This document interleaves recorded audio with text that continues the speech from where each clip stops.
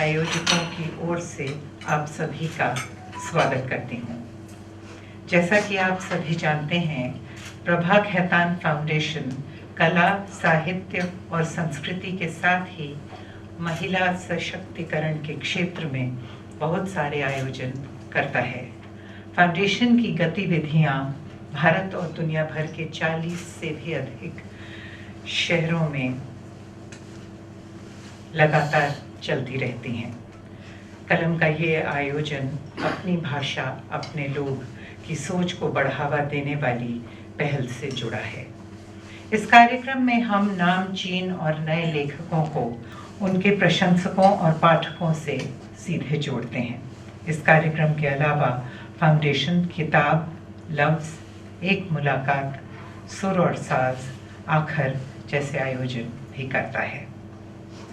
हमें बेहद खुशी है कि आज की कलम दिल्ली के इस सत्र में हमारे विशिष्ट अतिथि हैं भारत के जाने माने लेखक रत्नेश्वर सिंह जी। अपने पैतृक गांव बढ़ैया, am I saying that right? बढ़ैया में एक किसान के रूप में अपना जीवन शुरू करने वाले रत्नेश्वर जी को बचपन में ही पंच तत्वों के साथ पेड़, पानी और जिंदगी के गहरे रिश्ते की समझ हो गई थी। इसलिए प्रकृति से वे योग स्थापित करना सीख गए।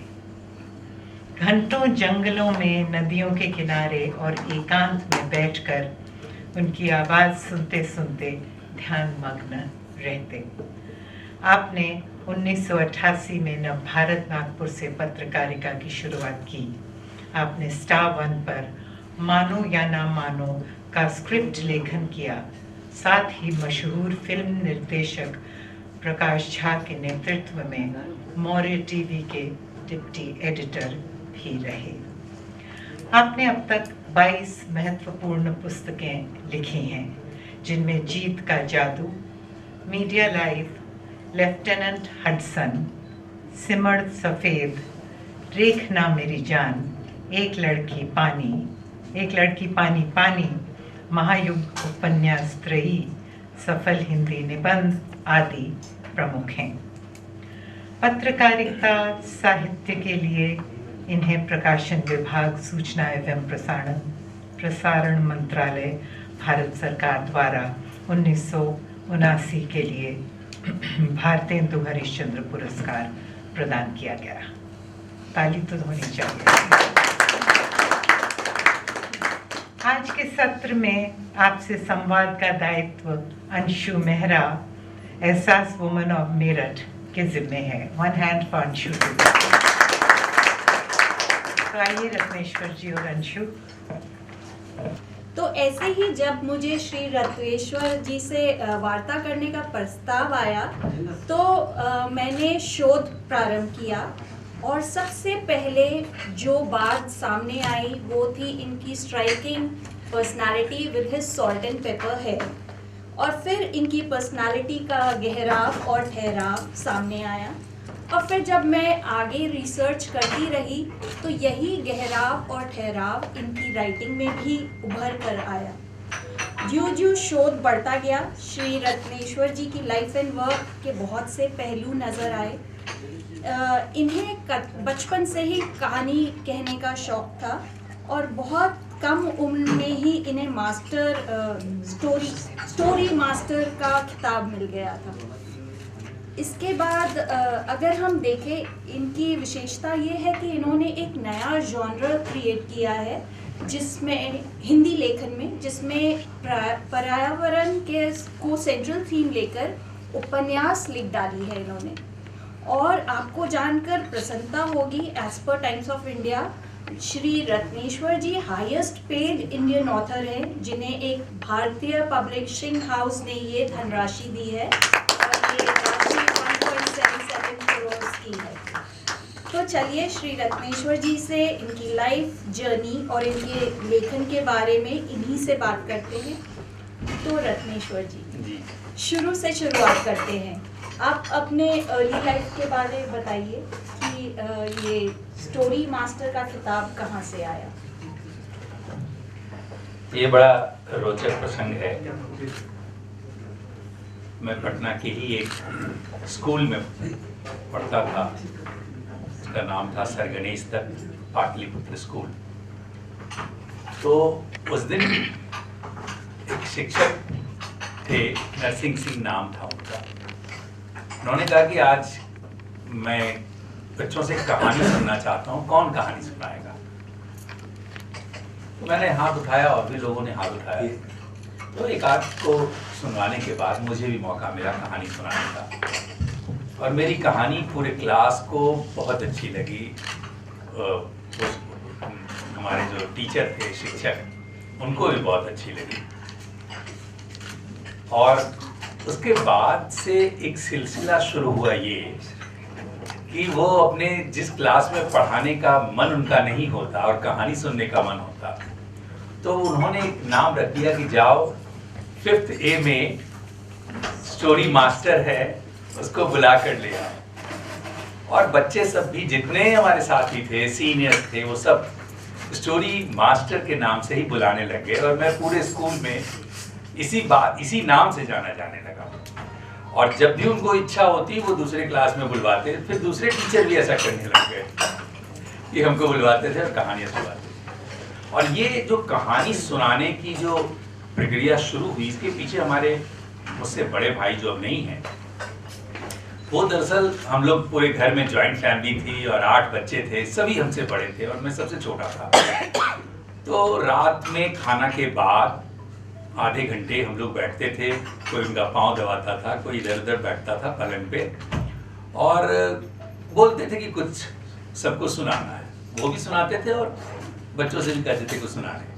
तो हमारे घर में पत्रिकाएं सारी आती थी, नंदन, चंपक, बालक, जितनी भी हिंदी पत्रिकाएं, और फिर गंभीर पत्रिकाएं भी थी, कादम्बरी, नवनीत से लेकर रीडर डाइजेस्ट, वो सभी। तो हम लोग के लिए नहीं होती थी, हम लोगों के लिए वो सारी पत्रिकाएं होती थी जो बच्चों के लिए चर्चित पत्रिकाएं। तो ये एक सिलसिला, मतलब प्रैक्टिस जिसको कहते हैं, बोलने का, कहानी सुनाने का प्रयास, ये घर से शुरू हुआ। और उसी प्रयास में जब हम पटना आए गांव से और स्कूल में गए, तो उस शिक्षक ने मेरा नामकरण कर दिया एक स्टोरी मास्टर। तो तब से मैं स्टोरी मास्टर के नाम से स्कूल में पुकारा जाने लगा। जी, तो आप कितने भाई बहन थे और कहाँ से ये सफ़र शुरू हुआ है आपका? वो तो एकदम हम दूसरी तरफ चले जाएंगे।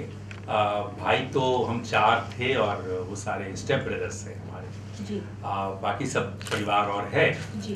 तो ये सफ़र दरअसल मुझे कोई आइडिया नहीं था कि कैसे लिखा जाता है, कहाँ छपा जाता है। लेकिन नागपुर में मेरी पढ़ाई हुई 12th और ग्रेजुएशन, वो मेरे लिए बहुत टर्निंग पॉइंट था। बहुत खूबसूरत जगह है वो, और वहाँ के कार्यक्रम में भी मैं गया था। आप लोगों के कलम का कार्यक्रम वहाँ भी हुआ था मेरा। खासतौर पे एक लड़की पानी पानी जो उपन्यास है वो वहीं नागपुर की ही कहानी है बेसिकली वो। तो नागपुर ने मुझे पूरी तरह बदल दिया। और एक बिहार का जो बिहारी ठस होता है उसमें थोड़ा सा उसने पॉलिश कर दिया नागपुर ने। और थोड़ा मेरी हिंदी तो ऐसी हो गई थी कि बिहार लौटने के बाद लोग कहते थे कि बाहर का कोई नहीं है, ये बिहारी नहीं है। तो थोड़ा स्टाइल हो गया था, बदल गया था। लेकिन अब बिहार में रहते, अच्छा टाइम के बहुत पंक्चुअल थे वहाँ नागपुर में। 1 मिनट की भी देरी वहाँ पे हम किसी को कभी नहीं देखते। और हम लोग तो खासतौर पे हिंदी साइड में, वो बिहार हो चाहे दिल्ली, हर जगह समय बहुत मायने नहीं रखता है। 5 मिनट देर भी होगी तो क्या हो गया, इंडियन स्ट्रेचेबल टाइम। हाँ, लेकिन नागपुर में मैंने ये चीज़ देखा, इतना ज़्यादा समय को। तो इसलिए मैं अक्सर कहता हूँ कि समय की सवारी करता हूँ मैं, और वही मेरा वाहन है, क्योंकि मैं जानता हूँ कि हमारे पास समय बहुत कम है और बहुत दूर जाना है। तो ये नागपुर से प्रशिक्षण मेरा हुआ है। जी। जब मैंने आप पे रिसर्च किया तो आपके विषयों में बहुत वेरिएशन मिला। जहां आपके लेफ्टिनेंट हडसन, सिमल सफ़ेद जैसी कहानी संग्रह आपने लिखे हैं, वही मोटिवेशनल, मैजिक इन यू और पत्रकारिता, मीडिया लाइव, और फिर उपन्यास देखना मेरी जान, एक लड़की, पानी पानी, और अब 32,000 साल पहले। ये वेरिएशन अगर आप देखें तो क्या ये एक नेचुरल प्रोग्रेशन है या कॉन्शियसली आपने ये विषय चुने हैं? इसमें एक बड़ी घटना थी। सिमर सफ़ेद वाणी प्रकाशन से मेरा आया है वो कहानी संग्रह, और 1999 में वो कहानी संग्रह आया था। नामवर जी बहुत ख्याति प्राप्त आलोचक रहे हैं हमारे समय के, अब तो नहीं है हमारे बीच। तो वही लोकार्पण करने पटना आए थे और लगभग उस हॉल में 200 लोग उस लोकार्पण में शामिल थे, बिहार भर के, मुजफ्फरपुर, भागलपुर, गया, क्योंकि नामवर जी का अपना एक अलग क्रेज था और जितने भी उनके विद्यार्थी और शिक्षक सब होते थे वो उनके आयोजनों में कहीं भी वो 50, 60 या 100 किलोमीटर की रेंज में पहुंच जाते थे, तो सारे पहुंचे हुए थे। नामवर जी ने लोकार्पण कर दिया और पहले ये योजना नहीं थी कि उनको कुछ बोलना है, बाकी लोग बोलेंगे, वो नहीं बोलेंगे, सिर्फ लोकार्पण करेंगे, लेकिन उन्होंने कहा कि मैं बोलूंगा। और फिर 22 मिनट तक जो धमक्का लगाया उन्होंने, धमक्का का मतलब हुआ कि पिटाई जैसी, पूरा खारिज ही कर दिया उस पूरे संग्रह को। आपकी बुक के ऊपर वो बोल रहे थे? हाँ, और 22 मिनट तक सिर्फ यही बोलते रहे कि इससे बकवास और कुछ हो ही नहीं सकता। और अंत में सिर्फ एक पंक्ति उन्होंने कही, लेकिन रत्नेश्वर के पास कहानी कहने का मसाला है। और ये लोकार्पण के लिए जो आज इसके लिए हाथ उठे हैं, मैं ये उम्मीद करता हूं कि ये उसको सार्थक करेगा। तो ये जो एक लाइन था मेरे लिए, मसाला, तो मुझे लगा कि, और धमक्का ऐसा, इस पर मैं एक छोटी सी कहानी आपको बताना चाहता हूँ। एक पहले ज्वाइंट फैमिली था, आप लोग पता नहीं कितना ज्वाइंट फैमिली देखे हैं, तो गांव में या छोटे शहरों में तो खूब ज्वाइंट फैमिली होता था। तो इस पे एक बहुत पॉपुलर कहानी, 5-7 सास बैठी हुई हैं, 4-5 बहुएं बैठी हुई हैं, और उसमें एक नई नवेली बहू भी बैठी हुई है, और उसमें एक देवर कहीं से आता है। नई नवेली दुल्हन जो है उनकी उम्र 16-17 साल की, और एक देवर जो आता है उसकी उम्र 15 साल है, और कुछ मजाक करते हुए वो अपनी भाभी पर जोर का पीठ पर धमक्का मारता है। सभी हंसते हैं, सास भी हंस रही हैं, बाकी बहुएं भी हंस रही हैं, लेकिन उस नवेली बहू को धमक्का ऐसा जोर का लगा है कि उन सब की हंसी में हंसी मिलाने के लिए जबरदस्ती दांत निकाल रही है, लेकिन सांसें रुक गई। तो मेरी स्थिति कुछ वैसी ही थी उस समय कि मैं सबके सामने बस हंस रहा था, मुस्कुरा रहा था, लेकिन धमक्का तो ऐसे कि सांसें रुक रही हो। तो ये, लेकिन वो मेरे लिए मुझे लगता है टर्निंग पॉइंट, और तब मुझे लगा कि परंपरागत लेखन से मुझे अलग होना होगा। और मैं ये मानता हूँ कि उनके इस काम ने मुझे पूरी तरह बदल दिया, और 2-3 साल तक मेरी कोई कहानी नहीं आई। उसके बाद 2002 में मेरी एक पहली कहानी आई जो दुआबा एक पत्रिका में छपी थी, और फिर 2005 में एक कहानी आई, हंस में छपी थी। और ये 2 कहानी प्रयोगात्मक थी, जिसमें विज्ञान था, जिसमें और कुछ चीजें थी। और उस कहानी से फिर मेरी चर्चा शुरू हुई जब हंस में आई। तो उसका तो खैर उर्दू में अनुवाद भी हुआ, लाहौर में उस कहानी पर गोष्ठी हुई, तो उसकी काफी चर्चा हुई। तो वहां से एक परिवर्तन शुरू हुआ। लेकिन ये जो वेरिएशंस की बात आप कर रही हैं, दरअसल मुझे ऐसा लगता है लगातार कि मुझे कराया जा रहा है मुझसे कुछ, मैं नहीं कर रहा। और ये पूरी योजना है पंचतत्वों की, और इसीलिए उसने मोटिवेशनल किताबें लिखवाई, मोटिवेशनल क्लास करवाया मुझसे, और घेर कर मुंबई पहुंचा दिया, एक सीरियल भी थोड़ा सा लिखवा दिया, मानो या ना मानो, और फिर वहीं से जंगल की ओर थोड़ा घुसना, फिर वहां एक अलग भाव में जाना, स्थितप्रज्ञ की अवस्था में कुछ समय तक रहना। पूरा का पूरा लगा जैसे निर्देश है कि मैं किस तरह से करूं, और वो अगर तैयारी नहीं होती, जिसमें कि मेरा वेरिएशन जो है निबंध की किताब से लेकर मीडिया से लेकर, तो मीडिया वाली किताब भी जो है मीडिया लाइव, उसमें भी बहुत किस्सा गोई है, यहाँ के चैनल्स में जाके कैसे कहानी चलती है, तो कैसे तकनीक को कहानियों में घुलाया जाए, ये सब मैंने उन किताबों से खुद को तैयार किया और तब अपनी उम्र के बहुत बाद में उपन्यास में आया, जबकि इसका रिसर्च जो देखना मेरी जान है उसका रिसर्च मैं 2002 से कर रहा था और लगभग 12 साल उस किताब पर मैंने रिसर्च सिर्फ किया है उसके विषय पर। जी, सो नेक्स्ट क्वेश्चन यही है कि मानो या ना मानो, जो स्टार वन पे बहुत पॉपुलर सीरियल था सिद्धार्थ का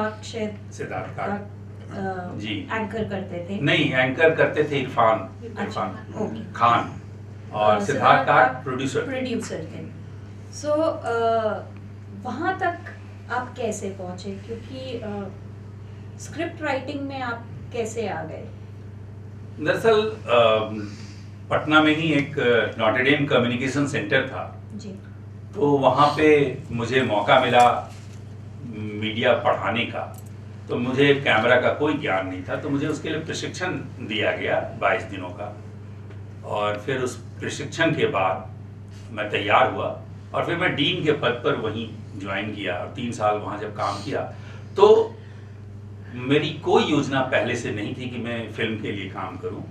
लेकिन वहाँ पे जाने के बाद मैंने इसके पहले ये बात कही है कि लगता है ऐसा, बाद में तो मुझे पूरा बताया गया कि क्यों ऐसा किया गया। ये पूरा मेरा साक्षात्कार हुआ, मेरी बातचीत हुई पंचतत्वों से, तब पता चला कि ये सब तैयारी थी मेरे लिए। और मुंबई जानबूझकर भेजा गया था परिवार से अलग होने के लिए। और परिवार से अलग होने के बाद जब मैं थोड़ा जंगल की ओर गया, चीता वगैरह मेरे आसपास घूमता रहता था, सांप वगैरह, तो क्या खूबसूरत सांप हमने देखे हैं, मेरी आंखों में वो सांप आज भी बसा हुआ है। तो उन सब जीवों के बीच, या घड़ियाल और ये सब जो अंडे देते हैं मैंग्रोव्स में समुद्र के किनारे, वो सब, तो उन सब का जीवन, उन सब के करीब रहकर और फिर खुद 22 दिनों तक स्थित प्रज्ञ की अवस्था में रहा, निस्वार्थ अवस्था में रहा। तो वहाँ से सारे निर्देश मिलते रहे कि मुझे कैसे क्या काम करना है और समाज के बीच रहकर काम करना है, क्योंकि निस्वार्थ हो जाने के बाद समाज में रहना बहुत मुश्किल होता है। लेकिन वहीं से सब तैयारी हुई और मुझे लगता है कि ये सारी तैयारी, चाहे वो मानो या ना मानो हो, या उसके बाद जंगल में भटकना हो, या मोटिवेशनल क्लास लेना हो, वो सब इन्हीं काम के लिए था जो मैं अब कर रहा हूँ। क्योंकि ज़्यादातर आज जो हिंदी का लेखन है, मैं ये मानता हूँ, ये मेरा मानना है, वो परंपरागत लेखन है। जी। और जो वैश्विक स्तर पर प्रयोग करने की हिम्मत लोग जुटाते हैं, भारत में, भारतीय भाषाओं में वो प्रयोग की हिम्मत नहीं के बराबर है, जी। बहुत कम। तो ये मुझे लगता है कि पर्यावरण जैसे कैसे मेरे दिमाग में आ गया और बहुत सारे विषय जो आए, तो कहीं ना कहीं ये तैयारी थी, मुझे लगता है, प्रकृति की, कि मैं प्रकृति पर काम करूं, क्योंकि मैं भी प्रकृति का हिस्सा हूँ, मैं भी पानी से बना हूँ। तो अंदर के पानी से बाहर के पानी का संवाद करा देना, तो वहाँ से ये सब शुरू हुआ। तो आपकी जर्नी बहुत ही स्पिरिचुअल लग रही है, और ये पंच तत्व की जो आप बात कर रहे हैं, वहीं से मेरे ख्याल से बहुचर्चित रेखना मेरी जान की शुरुआत हुई है। तो ये पर्यावरण का सेंट्रल थीम लेके और एक उपन्यास रचना बड़ा अपने आप में एक नया एक्सपेरिमेंटेशन रहा है। तो इसकी प्रेरणा आपको कहाँ से आई, और इस किताब के बारे थोड़ा सा? रेखना मेरी जान तो ग्लोबल वार्मिंग पर उपन्यास है, और किसी भारतीय लेखक का वो पहला उपन्यास है ग्लोबल वार्मिंग पर, पर्यावरण से भी थोड़ा और माइक्रो, ग्लोबल वार्मिंग।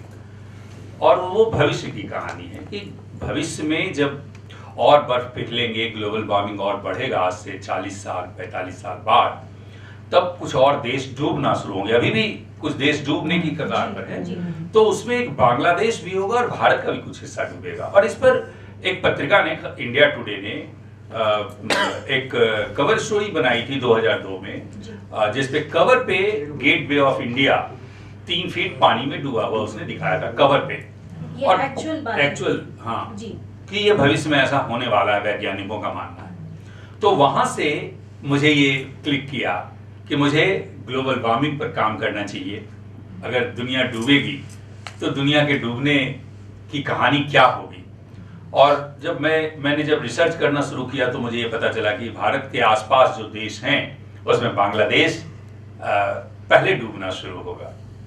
तो मुझे लगा कि भारत का पूरा कल्चर वहाँ है, मेरे लिए कहानी लिखना भी आसान है। कुछ और देश उससे पहले डूबेंगे, लेकिन वहाँ का कल्चर मुझे बहुत ज़्यादा पता नहीं, तो मैं वहाँ पर काम नहीं कर पाता। बांग्लादेश मेरे लिए सहज था, कलकत्ता में रहा उसके लिए, और वहाँ थोड़ा रिसर्च किया कि हमारे नायक किस तरह से भागते हुए आएंगे भारत की ओर। तो वो पूरी कहानी ही है, बांग्लादेश पूरा का पूरा भारत की ओर भाग रहा है जब वो डूब रहा है।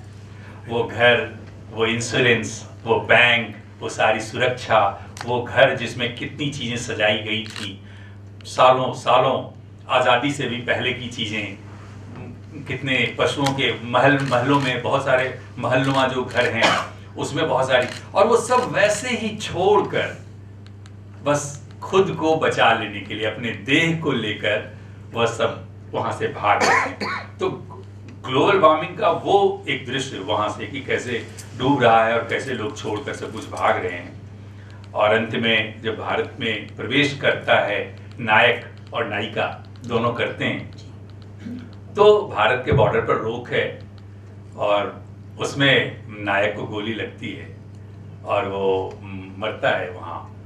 लेकिन नायिका जो है वो नायक को अपनी बाहों में उठाती है और अपना ही नाम लेते हुए वो बांग्लादेश की ओर लौट जाती है। कहानी यहाँ एंड होता है। तो पूरा का पूरा ये लास्ट कहने की ये थी कि मोहब्बत और प्रेम ही एक चीज़ हमारे पास है, उसके सिवा और कुछ नहीं। वैसी मोहब्बत जिसमें मैं अपना खो चुका हूँ, मैं तुम हो चुका हूँ, उस भाव में। मतलब हम लोग अक्सर सोचते हैं मोहब्बत में पाने खोने का, अरे मेरे जिससे मैंने प्रेम किया उसने क्या दिया, या उसने कितना तंग किया, या उसने क्या किया। जैसे ही मोहब्बत जो प्रेम की हम लोग बात करते हैं उसमें सीधे प्रवेश कर जाने वाली बात, उस पर 4 पंक्तियां मैं बता दूं उस मोहब्बत पर, जो उसका थीम है, जिसको बाद में रेखना मेरी इसमें एक लड़की पानी पानी में, और मैंने ये 4 पंक्ति मैंने दी है। कागज के उस पटल पर जब मेरी नजर पड़ी थी, उकर आई थी सूरत वो दिखने लगी थी, उसका चेहरा मेरे चेहरे में यूं आ मिला था उसी का वो चेहरा पर मैं दिख रहा था। जब उस भाव में आप प्रेम करते हैं जहां मैं हूं ही नहीं, मैं अपनी जिंदगी में 4 बार अपना नाम भूल गया, मैं किसी और का नाम लिख गया। जब आप खुद को भुला देते हैं मोहब्बत में, तब वो मोहब्बत है। क्या बात। आप किसकी मोहब्बत में रहते हैं? तो ये सिलसिला मेरे अन्य उपन्यासों में भी है जी। तो रेखना मेरी जान, इस टाइटल को लेके भी बहुत चर्चा है। इस टाइटल के बारे में थोड़ा सा रेखना तो रेखाएं जो खींचते हैं हम, वो रेखना है, और हम बहुत मोहब्बत करते हैं उससे, जान की तरह, अपनी जान की तरह। चाहे वो स्त्री पुरुष की रेखाएं हों, चाहे वो भाषा की रेखाएं हों, चाहे राज्य और देश और भाषा की रेखाएं हों, तो हम बहुत बहुत प्यार करते हैं उन रेखनाओं से। और इस पूरे उपन्यास में मैंने उन्हीं रेखनाओं पर करारा प्रहार किया है। ये सब हमने जो बनाए हैं रेखनाएं, जिसमें कि बांग्लादेश डूब रहा है और सब भारत की ओर आ रहा है, तो प्रकृति नहीं मानती आपकी रेखनाओं को। वो जब चाहे आपकी सारी रेखाओं को अपने पानी से, अपनी हवा से बदल कर रखती है। इसलिए ज़्यादा भ्रमित न हो रेखनाओं में, रेखाएं खींचने में। और मेरी जान 2 तूफान का नाम है। अगर आप नहीं सचेत हुए तो तूफान आएगा और सब कुछ बहा ले जाएगा। ये आप सबसे गुजारिश है कि ये किताब ज़रूर पढ़िएगा। आपकी अगली किताब एक लड़की पानी पानी, जैसे आप कह रहे हैं कि नागपुर में सेट है, और एक हॉस्टल, गर्ल्स हॉस्टल की बहुत सी उसमें इंसिडेंट्स आपने उसमें बताए हैं, तो बहुत क्लोजली लगता है जैसे आपने ऑब्जर्व किया है। और इसमें आपने वाटर क्राइसिस के बारे में बात की है। कहा जाता है कि अगला युद्ध भी, महायुद्ध जो होगा वो इसी इशू पे होगा, वाटर क्राइसिस पे। तो ये पानी की समस्या, आपने इसको स्टडी किया और किस तरीके से इसको सेंट्रल थीम बनाते हुए आपने ये उपन्यास लिख डाला, इसके बारे में कुछ बताइए।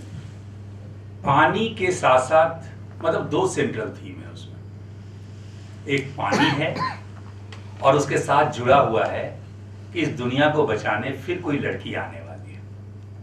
क्या अब कोई स्त्री ही इस दुनिया को बचाएगी, क्योंकि मेरा मानना है, जो मेरा रिसर्च है, जब इस उपन्यास पर मैं आऊंगा, इस खूबसूरत सी सांस्कृतिक दुनिया को स्त्रियों ने बसाई है। जब हम लाखों साल का अध्ययन करते हैं, होमो इरेक्टस और दूसरी प्रजातियों पर जाते हैं, तो दुनिया की पहली किस्सा वो भी एक स्त्री ही थी, एक बूढ़ी औरत, जिसमें भाषा भी नहीं थी।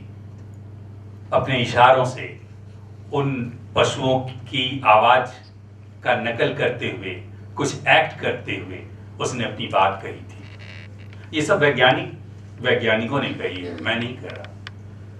तो वहां से बनते बनते, और खास तौर पर जब होमो सेपियंस, जिनकी महिलाओं के गले के कोड में खास अंतर आ गया और वो ज्यादा कम्युनिकेटिव हो गई,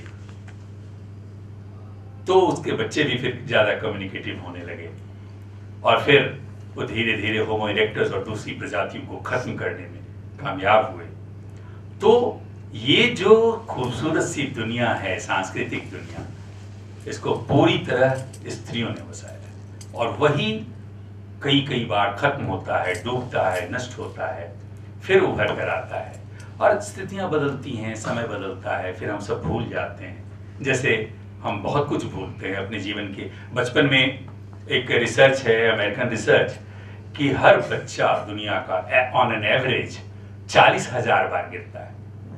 आपके गिरने की शायद आपको कितना याद है कि कब कब आप कितनी बार गिरे हैं और पहली बार किसने सहारा दिया था आपको उंगली पकड़ाने का कि उठ जा, ये भी आपको याद नहीं। तो इसलिए आप बहुत कुछ भूल रहे हैं और सब कुछ भूल जाते हैं, इसलिए वो सब भी हम भूल चुके हैं। तो ये एक लड़की पानी पानी इन दो केंद्रीय इस पे है, इसीलिए गर्ल्स हॉस्टल है उसमें बहुत ज्यादा। और मैंने अपनी मेरी जो नायक है श्री जी, वो दुनिया बदलती है।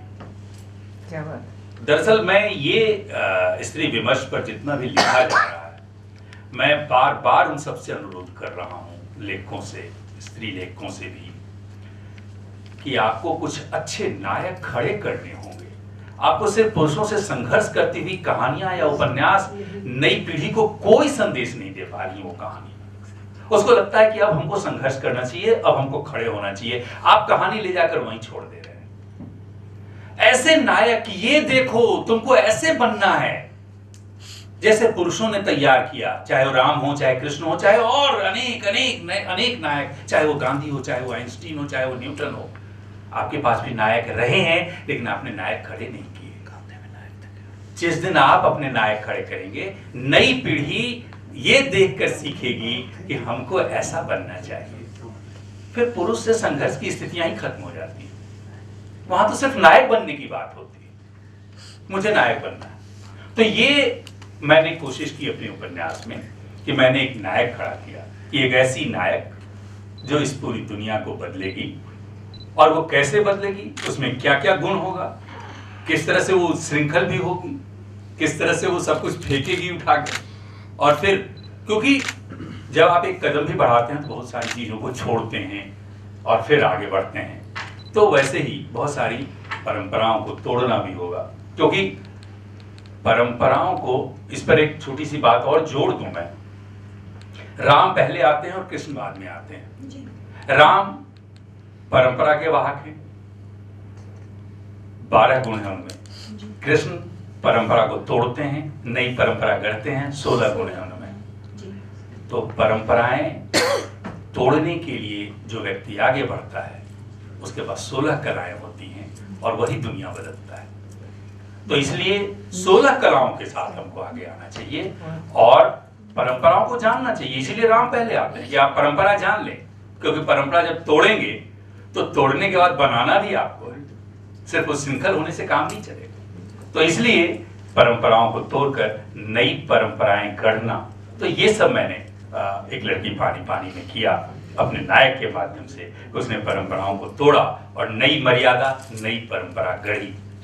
जी, तो ये लगता है जैसे बहुत सॉलिड रिसर्च के बाद आपने ये दोनों उपन्यास लिखे, इसमें कितना समय लगा और कितना समय आप लिखते थे या रिसर्च करते थे? किस तरीके से आपकी दिनचर्या रहती थी? क्योंकि कॉन्टिन्यूसली इतना लिखना और इतना रिसर्च करना भी बड़ा मुश्किल है। राइटर्स ब्लॉक के बारे हम सुनते हैं, समझते हैं। जबकि इसका रिसर्च जो रेखना मेरी जान है, उसका रिसर्च मैं 2002 से कर रहा था और लगभग 12 साल उस किताब पर मैंने रिसर्च सिर्फ किया है उसके विषय पर।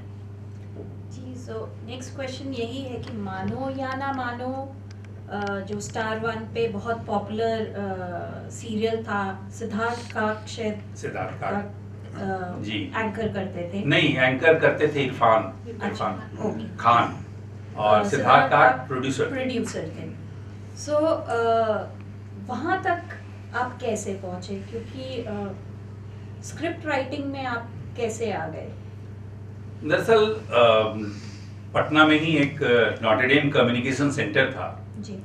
तो वहाँ पे मुझे मौका मिला मीडिया पढ़ाने का। तो मुझे कैमरा का कोई ज्ञान नहीं था, तो मुझे उसके लिए प्रशिक्षण दिया गया 22 दिनों का।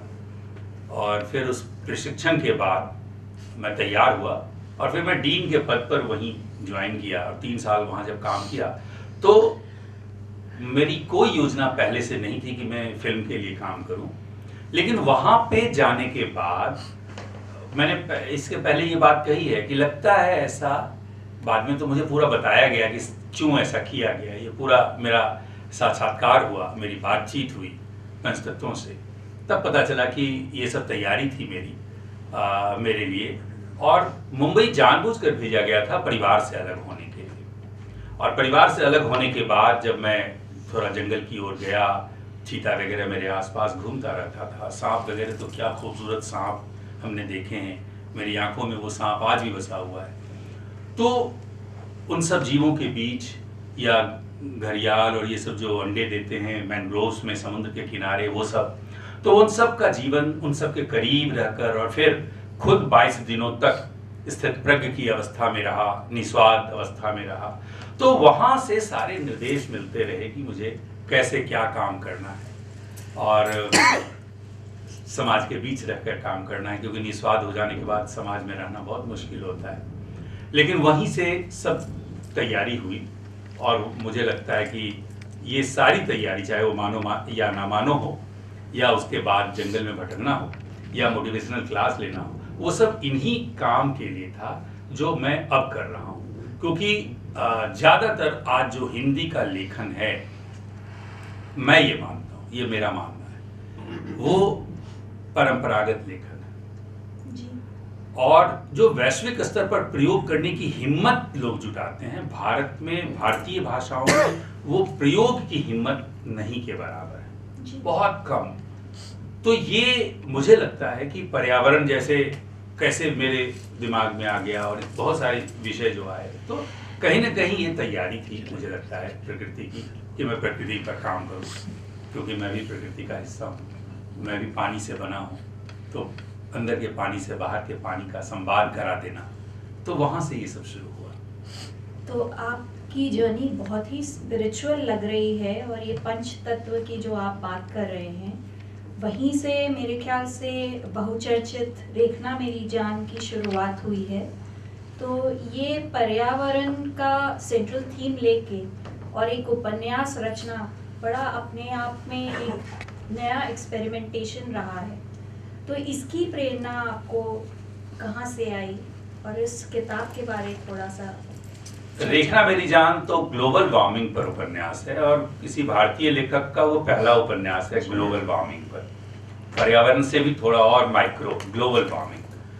और वो भविष्य की कहानी है कि भविष्य में जब और बर्फ पिघलेंगे, ग्लोबल वार्मिंग और बढ़ेगा आज से 40 साल 45 साल बाद, तब कुछ और देश डूबना शुरू होंगे। अभी भी कुछ देश डूबने की कगार पर है, तो उसमें एक बांग्लादेश भी होगा और भारत का भी कुछ हिस्सा डूबेगा। और इस पर एक पत्रिका ने, इंडिया टुडे ने एक कवर स्टोरी बनाई थी 2002 में, जिसपे कवर पे gateway of India 3 feet पानी में डूबा हुआ उसने दिखाया था कवर पे।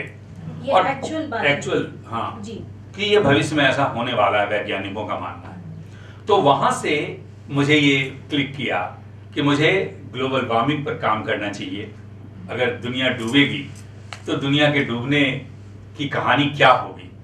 और जब मैंने जब रिसर्च करना शुरू किया तो मुझे ये पता चला कि भारत के आसपास जो देश हैं उसमें बांग्लादेश पहले डूबना शुरू होगा। तो मुझे लगा कि भारत का पूरा कल्चर वहाँ है, मेरे लिए कहानी लिखना भी आसान है। कुछ और देश उससे पहले डूबेंगे लेकिन वहाँ का कल्चर मुझे बहुत ज़्यादा पता नहीं, तो मैं वहाँ पर काम नहीं कर पाता। बांग्लादेश मेरे लिए सहज था, कलकत्ता में रहा उसके लिए और वहाँ थोड़ा रिसर्च किया कि हमारे नायक किस तरह से भागते हुए आएंगे भारत की ओर। तो वो पूरी कहानी ही है, बांग्लादेश पूरा का पूरा भारत की ओर भाग रहा है जब वो डूब रहा है। वो घर, वो इंश्योरेंस, वो बैंक, वो सारी सुरक्षा, वो घर जिसमें कितनी चीज़ें सजाई गई थी, सालों सालों आज़ादी से भी पहले की चीज़ें, कितने पशुओं के महलों में बहुत सारे महलनुमा जो घर हैं उसमें बहुत सारी, और वो सब वैसे ही छोड़कर बस खुद को बचा लेने के लिए अपने देह को लेकर वह सब वहाँ से भाग रहे हैं। तो ग्लोबल वार्मिंग का वो एक दृश्य वहाँ से कि कैसे डूब रहा है और कैसे लोग छोड़कर सब कुछ भाग रहे हैं। और अंत में जब भारत में प्रवेश करता है नायक और नायिका दोनों करते हैं, तो भारत के बॉर्डर पर रोक है और उसमें नायक को गोली लगती है और वो मरता है वहाँ। लेकिन नायिका जो है वो नायक को अपनी बाहों में उठाती है और अपना ही नाम लेते हुए वो बांग्लादेश की ओर लौट जाती है। कहानी यहाँ एंड होता है। तो पूरा का पूरा ये लास्ट कहने की ये थी कि मोहब्बत और प्रेम ही एक चीज़ हमारे पास है, उसके सिवा और कुछ नहीं। वैसी मोहब्बत जिसमें मैं अपना खो चुका हूँ, मैं तुम हो चुका हूँ, उस भाव में। मतलब हम लोग अक्सर सोचते हैं मोहब्बत में पाने खोने का, अरे मेरे जिससे मैंने प्रेम किया उसने क्या दिया, या उसने कितना तंग किया, या उसने क्या किया। जैसे ही मोहब्बत जो प्रेम की हम लोग बात करते हैं उसमें सीधे प्रवेश कर जाने वाली बात, उस पर 4 पंक्तियां मैं बता दूं उस मोहब्बत पर जो उसका थीम है, जिसको बाद में रेखना मेरी इसमें एक लड़की पानी पानी में, और मैंने ये 4 पंक्ति मैंने दी है।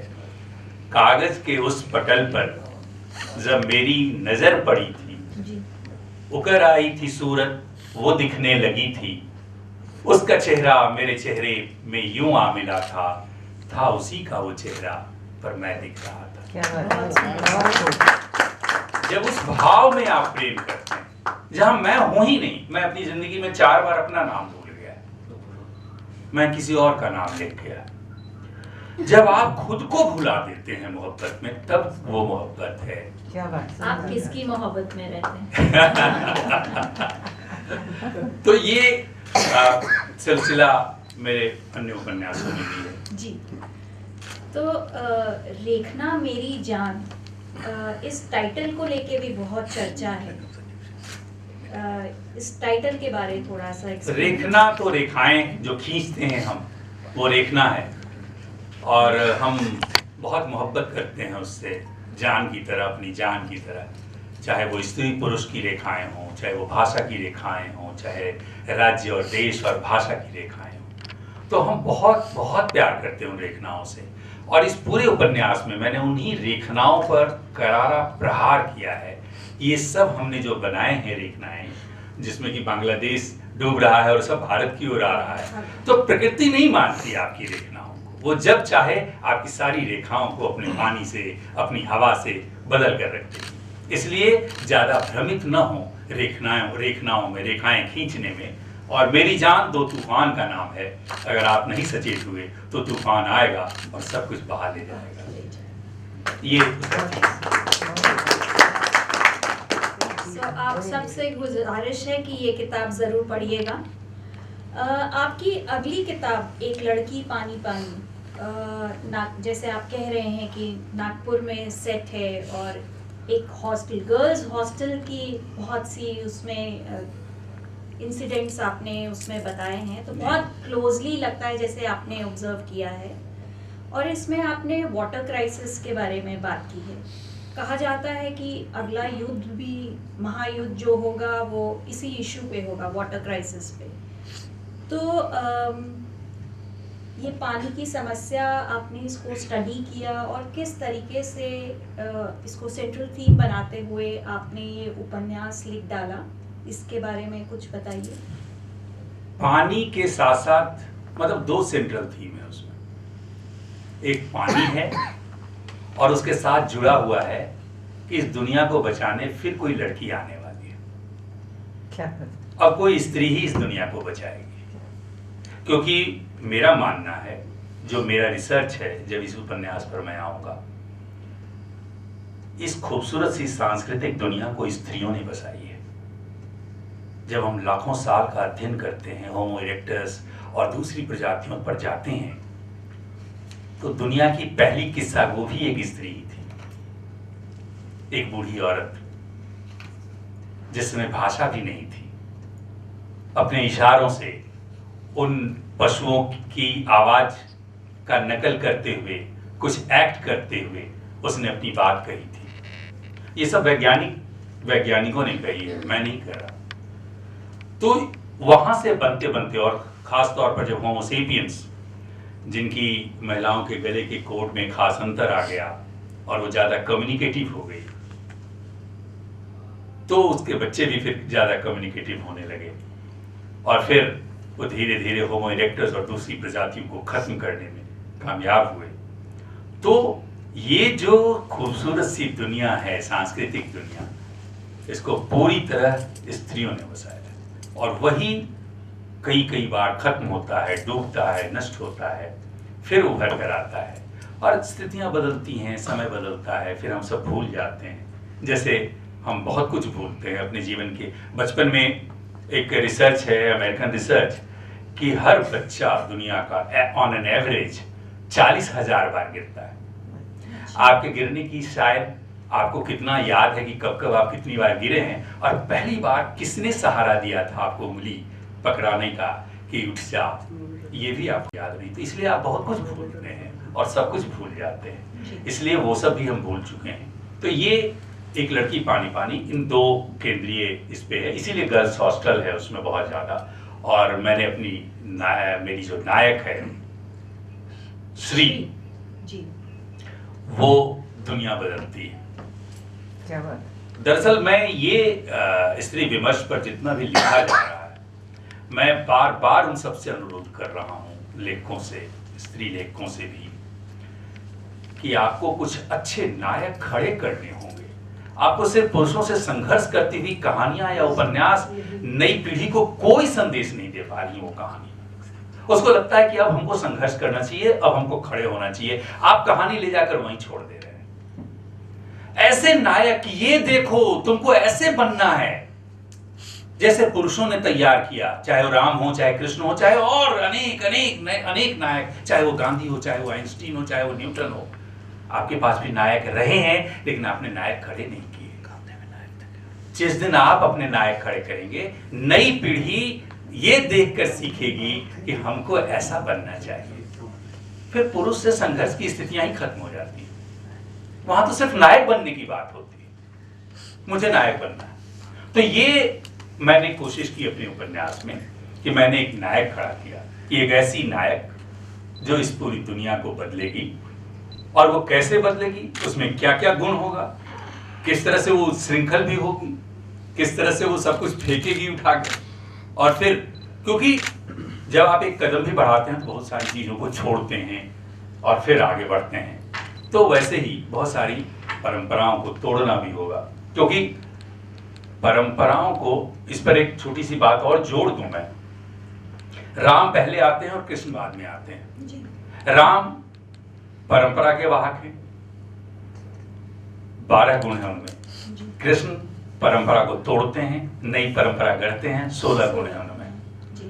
तो परंपराएं तोड़ने के लिए जो व्यक्ति आगे बढ़ता है, उसके पास 16 कलाएं होती हैं और वही दुनिया बदलता है।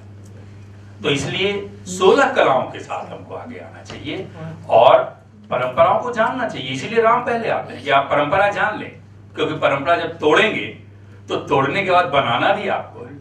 सिर्फ उस श्रृंखल होने से काम नहीं चलेगा। तो इसलिए परंपराओं को तोड़कर नई परंपराएं गढ़ना, तो ये सब मैंने एक लड़की पानी पानी में किया अपने नायक के माध्यम से। उसने परंपराओं को तोड़ा और नई मर्यादा, नई परंपरा गढ़ी। जी, तो ये लगता है जैसे बहुत सॉलिड रिसर्च के बाद आपने ये दोनों उपन्यास लिखे। इसमें कितना समय लगा और कितना समय आप लिखते थे या रिसर्च करते थे? किस तरीके से आपकी दिनचर्या रहती थी? क्योंकि कॉन्टिन्यूसली इतना लिखना और इतना रिसर्च करना भी बड़ा मुश्किल है। राइटर्स ब्लॉक के बारे हम सुनते हैं, समझते हैं। बेढब सा पत्थर जिसको कह सकते हैं, कुछ पता नहीं, कोई गुरु नहीं, और पता नहीं प्रकृति ने जानबूझकर किसी गुरु को बनने भी नहीं दिया मेरा, क्योंकि गुरु परंपरा में ले जाता। तो इसलिए उसने बेढब रखा मुझे, खुद से बनते। तो वो जब मेरा बेढबपन, तो ये तो ट्रेलॉजी है, 3 उपन्यास हैं इसमें।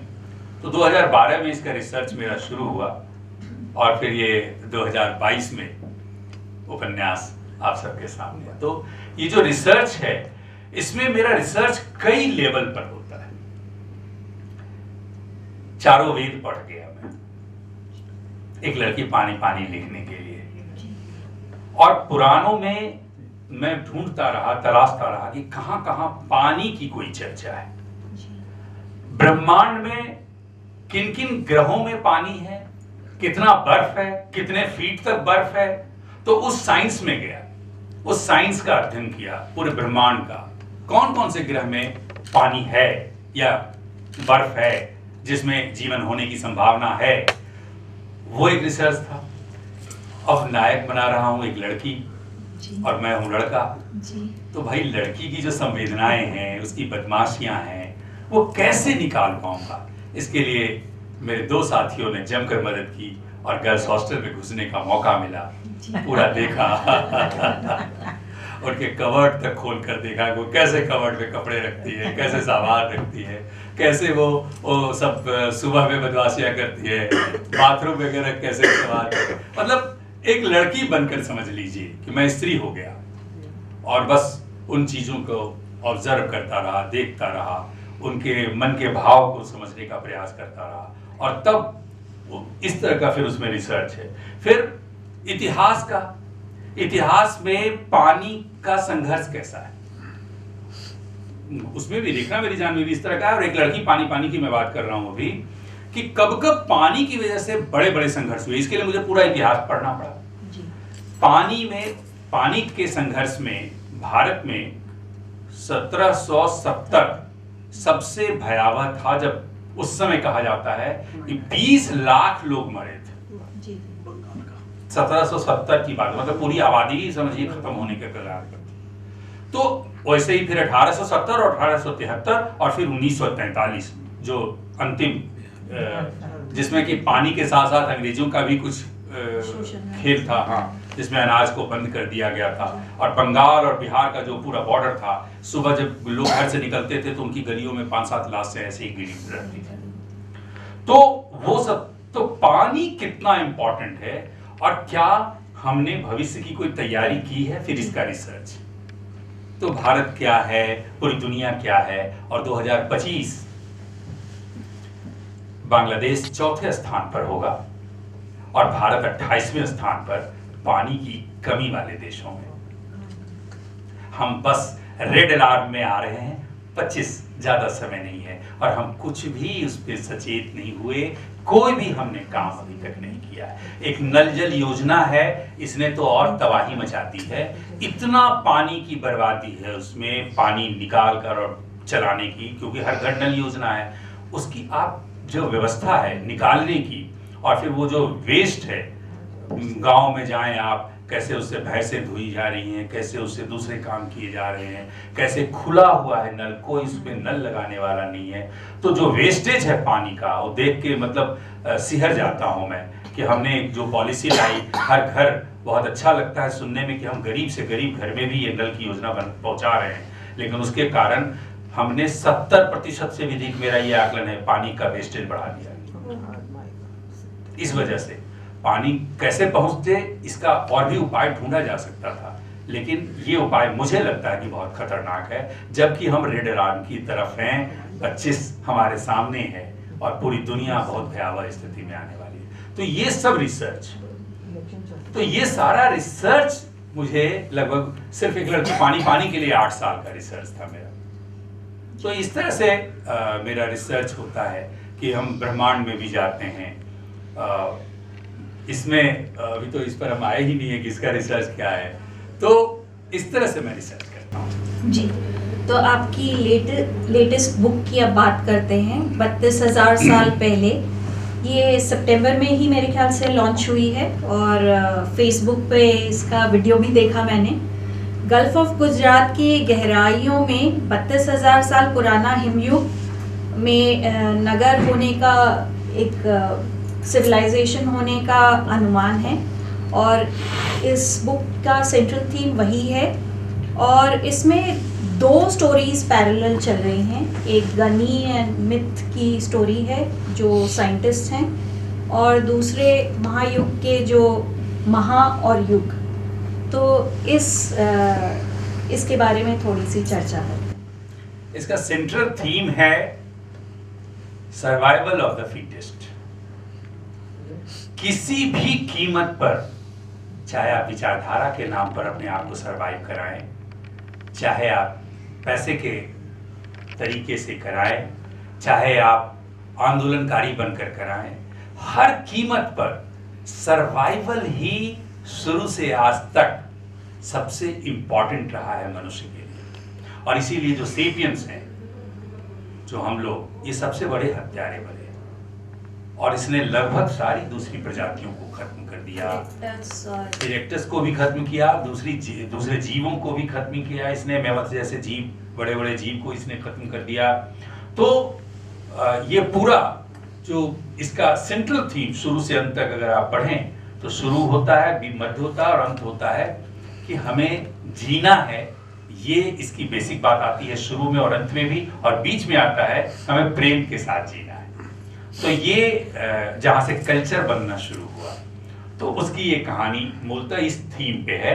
लेकिन कहानी कहने के लिए मुझे 32,000 साल पहले इसलिए जाना पड़ा कि मुझे एक वीडियो मिला हिस्ट्री चैनल का, 2-2.5 मिनट का वो वीडियो था, जिसमें कुछ अमेरिकन वैज्ञानिक और कुछ भारतीय वैज्ञानिक ऐसे ही एक टेबल पर पास बैठे हैं, कुर्सी लगाकर, और इस पे सामान रखा हुआ है, और अमेरिकन वैज्ञानिक कह रहे हैं कि 32,000 साल पुराने इसके होने के संकेत है, अनुमान है। बस ये लाइन जो उनका है, यही मेरे लिए स्टोरी का काम किया कि बस यहाँ से मैं स्टोरी बना सकता हूँ। और फिर उस पर मेरा पूरा रिसर्च हुआ। इवन जब वो अभी और भी उपन्यास में आप जो इसका और कड़ियाँ आएंगी उसमें भी पढ़ेंगे। फिर इसमें अलग तरह से रिसर्च मेरा चला 32,000 साल पहले का। तो सबसे ज़्यादा मुझे ये कठिनाई हो रही थी शुरू में कि जब भी मैं 32,000 साल पुरानी कहानी कहूँगा तो ये पूरी तरह फॉल्स और एक कल्पना जैसा मान लिया जाएगा, तो उपन्यास जो है वो पूरी ताकत से हम नहीं कर पाएंगे, क्योंकि उपन्यास प्रयास यही करता है कि लोग उसको एकदम सच जैसा समझे, भले वो पूरी कल्पना हो। तो सच साबित करने के लिए मुझे फिजिक्स पढ़ना पड़ा, मुझे केमिस्ट्री पढ़ना पड़ा, मुझे बायोलॉजी पढ़ना पड़ा, जिससे जीवन भर भागता रहा। और मेरी पत्नी कहती है इतना पढ़ लिए होते तो शायद कुछ और हो गए होते। तो खैर, अब वहाँ पे फिजिक्स में मुझे एक फार्मूला मिला, 0 पॉइंट फील्ड, और उस 0 पॉइंट फील्ड के सहारे मैं इस पूरे उपन्यास को निकाल ले गया कि 0 पॉइंट फील्ड में सारी ध्वनियां संग्रहित रहती हैं। ये फिजिक्स कहता है। हमारे धर्म ग्रंथों में भी और परंपरा में भी है कि शब्द ब्रह्म है जो कभी नष्ट नहीं होता। उसके बाद वैज्ञानिक फिजिक्स में ये कहते हैं कि चूंकि 0 पॉइंट फील्ड में ये ध्वनि संग्रहित है, वो इसलिए है क्योंकि ये ऊर्जा है और ऊर्जा कभी नष्ट नहीं होती। फिजिक्स इस तरह से समझा रहा है। तो जब फिजिक्स का मैंने सहारा लिया, इसीलिए यूथ्स को, युवाओं को बहुत अच्छा लग रहा है, क्योंकि हर चीज मैंने वैज्ञानिक तरीके से समझाया है। क्योंकि वो अब आपकी बात को ऐसे ही बस आप कह दें और वो मान ले, आज के बच्चे खासतौर पे 18 से 30-35 के बीच के जो हैं वो मानने को तैयार नहीं है। उनको साइंटिफिकली आप समझाएंगे तब वो मानेंगे। तो मुझे ये पहले से पता था, इसलिए मैंने फिजिक्स का सहारा लिया। मुझे अभी जैसे आगे के और प्रार्थना का आरंभ है जो तीसरा उपन्यास है मेरा, लास्ट वाला, अभी दूसरा मेरा जनवरी के अंत तक आने जा रहा है। तो उसमें जैसे राम और कृष्ण की बात थोड़ा सा मैं बताऊं कि आपके जो भारतीय संस्कृति में कुछ देवता हैं, कुछ ईश्वर हैं जो आंख बंद करके पालथी मारकर बैठे रहते हैं, कुछ उंगली एक दूसरे पर रखकर, वो क्या कर रहे होते हैं। तो फिजिक्स में मैंने इसकी तलाश शुरू की, शिव के बारे में, और तो पूरी दुनिया के अमेरिकन वैज्ञानिक, इंग्लिश वैज्ञानिक क्या कहते हैं, इसको किस रूप में देखते हैं। वहां मुझे बहुत ही मजेदार चीजें मिली फिजिक्स में। उन लोगों ने बताया कि एक पीनियल ग्लैंड होता है यहाँ, और उस पीनियल ग्लैंड को ये सारे लोग जागृत करने का प्रयास करते रहते हैं। अगर वो पीनियल ग्लैंड आपका जागृत हो गया तो आपकी दिव्य दृष्टि खुल जाती है जी। आप बहुत पावरफुल। ये फिजिक्स कह रहा है, ये धर्म की बात नहीं है, फिजिक्स कह रहा है कि तब आपके पास एक्स्ट्रा पावर आ जाता है जैसे ही वो पीनियल ग्लैंड खुलता है, वो जागृत कहते हैं उसको। थर्ड आई, जिसको हम शिव के बारे में कहते हैं कि शंकर भगवान का की तीसरी आंख। नहीं, कुंडलिनी एकदम अलग चीज है, वो फिर पूरा धर्म के उसमें जा रही है। ये है पूरा, मैं फिजिक्स की बात कर रहा हूँ। फिजिक्स कहता है कि बस पीनियल ग्लैंड ही आपकी दोनों आंखों को नियंत्रित करता है, आपके सोने, आपके जागने, उन सबको भी पीनियल ग्लैंड ही नियंत्रित करता है। और पीनियल ग्लैंड अगर जागृत हो गया, इसीलिए आपके सारे देवता किसी मूर्ति पूजा के पीछे नहीं गए, वो सिर्फ अग्नि को हवन करते हुए या ध्यान में बैठे हुए दिखाई पड़ते हैं। वो ध्यान जो है उनका, वो सिर्फ पीनियल ग्लैंड को जागृत करने के लिए। वो जागृत हो गया तो पिंडलियां की जो बात आप कर रही हैं वो सब अपने आप झंकृत होने लगता है, जागृत होने लगता है। तो असली खेल यहां से है, और वो चावल के दाने के आकार का है वो पीनियल ग्लैंड, और वो जागृत हुआ तो आप निस्वाद हो सकते हैं, स्थिर प्रज्ञ हो सकते हैं, भविष्य के बारे में पक्का अनुमान लगा सकते हैं कि आप जो बोल देंगे वो सच जैसा हो जाएगा। तो ये ताकत आपके पास, ये पावर है। तो हमने उसको फिजिक्स में इस तरह से ढूंढा कि फिजिक्स उसके बारे में क्या कहता है। तो मेरे इन उपन्यास में जो तीन उपन्यास हैं, मैंने साइंस का पूरा सहारा लिया है अपनी सभी बातों को, चाहे समुद्र के अंदर जाकर कैसे हम ध्वनियों को कैद करते हैं। उसके लिए क्रोनोवाइजर एक वैज्ञानिक हुए अमेरिका में, जिन्होंने कहा कि इन ध्वनियों को जो 0 पॉइंट फील्ड में है, उन ध्वनियों को, उन दृश्यों को हम देख भी सकते हैं। इसका एक फार्मूला उन्होंने दिया 1962 में। उसके बाद उस फार्मूले पर काम होता रहा, वो तो मर गए लेकिन वो सफल नहीं हो पाया था बहुत, लेकिन उसी फार्मूले पर आगे बढ़ते हुए अमेरिका में अभी कुछ साल पहले कुछ मशीन बनाने की कोशिश भी हुई और कुछ ध्वनियों को कैद करने का भी प्रयास हुआ। ये फार्मूला फिर मैंने इस्तेमाल किया अपने इस उपन्यास के लिए कि यहाँ की ध्वनियां जो हैं वो कैद की गई और उन्हीं ध्वनियों को डिकोड किया हमारे वैज्ञानिकों ने, और तब पता चला कि ये महा और ये युग जो हमारे नायक हैं, महायुग त्रयी है ये, तो महा और युग दोनों नायक हैं हमारे। महा स्त्री नायक है और युग जो है वो पुरुष नायक है, और उन्हीं दोनों की कहानी, तो जो बात कर रहे हैं उसी से पूरी कहानी निकलती है 0 पॉइंट फील्ड में जो ध्वनियां कैद है। क्या बात। तो इस तरह से हमने ये पूरा फिजिक्स के माध्यम से इस पूरे बना। तो इसके लिए मुझे उस तरह का रिसर्च करना पड़ता है कि फिजिक्स भी पढ़ रहे हैं, अब पीनियल ग्लैंड के लिए पूरा केमिस्ट्री और बायोलॉजी वो सब कुछ में जा रहे हैं। तो ये मेरा मतलब वैज्ञानिक रिसर्च। भारतीय लेखकों में मुझे अभी हालांकि डर है इस बात का, डर मतलब मैं इस बात की चिंता नहीं कर रहा कि जो परंपरागत लेखन है अभी भी माना उसी को जा रहा है, और निश्चित तौर पे जो एक मान्य चीजें होती हैं उससे इतर जाना, अलग जाना स्वीकार जल्दी नहीं होता। मैं इस बात से निफिक्र हूं, स्वीकार हो या न हो, प्रयोग करता रहूंगा, क्योंकि मैं 16 गुणों के साथ जीवन जीना चाहता हूं। कुछ समय की कमी है, इसलिए लास्ट क्वेश्चन पे आते हैं कि अब लेटेस्ट किस विषय ने आपका अटेंशन ग्रैब किया हुआ है। जैसे कहते हैं कि जहाँ ना पहुँचे रवि वहाँ पहुँचे कवि, तो इस कवि की दृष्टि अब कहाँ तक पहुँची है? थोड़ा सा कुछ बदलाव करना चाहता हूँ, लोग ये ना समझें कि बस अब मुझे, वैसे मैं कहता हूँ कि भाई मुझे 2 ही चीज आता है और कुछ नहीं आता, एक लिखना और दूसरा प्रेम करना। वाह। क्या बात है। तो बस इन्हीं दोनों के साथ में चलता रहता हूँ। तो अब जो मेरा आगे का प्रोजेक्ट है, उस 2 प्रोजेक्ट है, दोनों रुका हुआ है क्योंकि इस पर अभी बाजार का काम कर रहा हूं मैं। बाजार का मतलब ज्यादा से ज्यादा तुलसीदास से मैं बहुत प्रेरित हूं, और तुलसीदास जब रामचरितमानस लोगों की भाषा में, जन भाषा में जब उन्होंने रामायण लिखा, लोग अक्सर बोलते हैं, बड़े बड़े लेखक कवि ये बोलते हैं कि कैसे नहीं समझेंगे आप, आपको समझना पड़ेगा, आप पढ़ेंगे बार बार तो समझेंगे। तुलसीदास ने उसको बदल दिया, नहीं आप मत जाइए रामायण में, मैं रामचरितमानस लेके आता हूं आपकी भाषा में, अवधि में, आप समझ जाइएगा। तो मैं उस तुलसीदास की परंपरा का हूं इस रूप में कि मैं युवाओं को, मुझे युवाओं को समझाना है, मुझे उसको, क्योंकि उसके हाथ में मोबाइल है, उसके हाथ में पूरी दुनिया का लिटरेचर है। वो पूरी दुनिया के जब लिटरेचर पढ़ता है तो देखता है कि भारत के लिटरेचर में कोई प्रयोग नहीं है, और इसलिए वो भारत के लेखकों से डिस्कनेक्ट हो रहा है।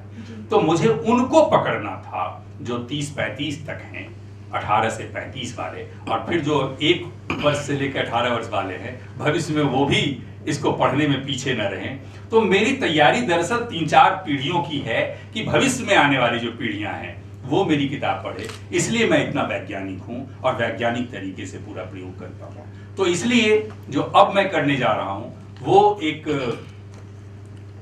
2 पर काम कर रहा हूं। एक तो एक 13 वर्ष का नायक अब मेरा है, वो लड़का, और बच्चों पे नहीं है, वो नायक 13 वर्ष का है जो कुछ